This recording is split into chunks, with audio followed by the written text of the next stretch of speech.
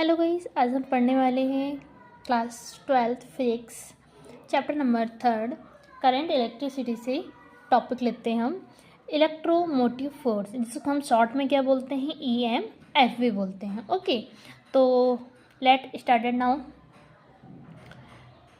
When no current is drawn from the cell, the potential difference between the electrodes of the cell due the chemical reaction inside. ठीक है, तो when no current the drawn, यानी जब कोई current डूबता नहीं है, या फिर आप बोल सकते कोई इलेक्ट्रोड जो होता है, जो केमिकल होता है रिएक्शन, तो केमिकल्स वगैरह यूज़ करते हैं हम, तो उसमें क्या नहीं होता, वो डूबता नहीं है।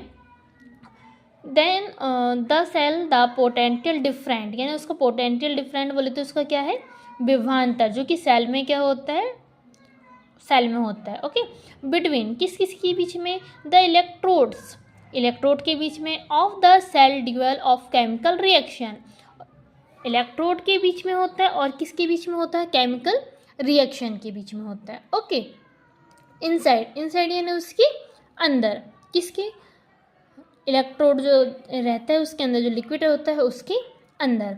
Okay, it is called of EMF of the cell, तो हम उसको क्या बोलते हैं, सेल का EMF। EMF का full form electrode motive force. Okay, ये आपको ऑब्जेक्टिव टाइप क्वेश्चन में पूछ सकता है, फुल फॉर्म वगैरह।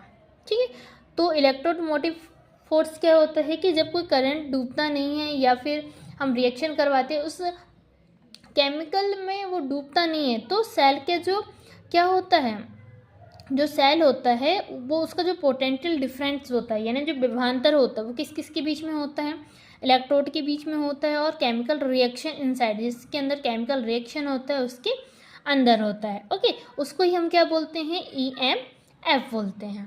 ओके, EMF बोले तो इलेक्ट्रोड मोटिव फोर्स बोलते हैं। नेक्स्ट टॉपिक आपको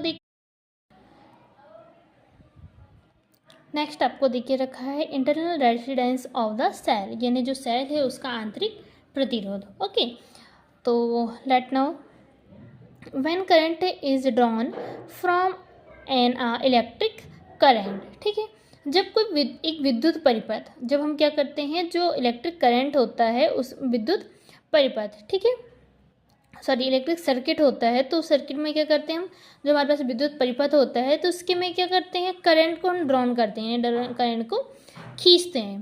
ठीक है, तो then inside the current, inside the cell current flow from the negative electrode to positive electrode. तो जो इनसाइड यानी सेल के इनसाइड, सेल के अंदर जो करंट होता है वो फ्लो करता है, कहाँ से कहाँ तक, नेगेटिव से पॉजिटिव इलेक्ट्रोड तक। ओके, तो the resistance afforded by the electrolyte inside the cell. ठीक है, जो रेजिस्टेंस होता है, जो प्रतिरोधकता होता है, यानी रेजिस्टेंस अफेयर्ड होता है, जो प्रतिरोधकता होता है, वो क्या करता है, किसके द्वारा, इलेक्ट्रोलाइट इनसाइड द सेल, यानी जो सेल है उसको इलेक्ट्रोलाइट इनसाइड होता है, उसके अंदर होता है present. Okay, the cell is called the internal resistance of the cell, तो इसको ही हम क्या बोलते हैं, internal resistance of the cell बोलते हैं, यानी जो सेल है उसका आंतरिक प्रतिरोध कहा जाता है। ओके, तो हमने क्या देखा कि जो करंट होता है वो क्या करता है, जो विद्युत परिपथ होता है, फर्स्ट बोला था उसने, when current the drawn from an electric current.